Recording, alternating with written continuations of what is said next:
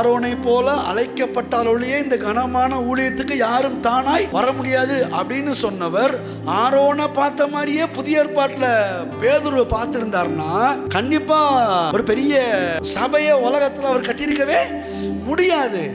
ஆனா பேதுருவை கொண்டு வந்து தான் கர்த்தர் மிகப்பெரிய எழுப்புதலை முதல் சபையிலே முதல் நூற்றாண்டிலே கர்த்தர் எழுப்புதலை கட்டளையிட்டார். ஒரே பிரசங்கத்தில் 3000 5000 அப்புறம் திரள் கூட்ட ஜனங்கள், புருஷர்கள், ஸ்திரீகள் திரளாய் சேர்க்கப்பட்டார். கணக்கில் அடங்காதபடிக்கு சேர்த்து கொள்ளப்பட்டார்கள்.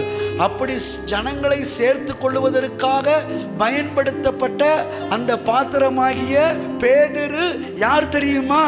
பெரிய படிப்பாளிலாம் கிடையாது, படிப்பறிவு இல்லாத சாதாரண மீன் பிடிக்கிற தொழிலை செய்கிற ஒரு மனிதன் தான் அந்த பேதுரு. அந்த பேதுருவை கர்த்தர் அழைத்து தான் சொல்றாரு, உன்னை இனிமேல் மனுஷர்களை பிடிக்கிறவர்களாய் மாற்றுவேன் என்று கர்த்தர் சொல்றாருன்னா இது அவரால் மாத்திரம்தான் முடியும். ராஜ்யத்தின் சிஸ்டம் அவருடைய இஷ்டம். எவரையும் மேன்மைப்படுத்த அவருடைய கரத்தினாலே ஆகும். அவருடைய சிஸ்டமும் அப்படிதான். ராஜ்யத்தினுடைய அந்த வரைமுறை சிஸ்டம் அப்படிதான் இருக்குது. அவர்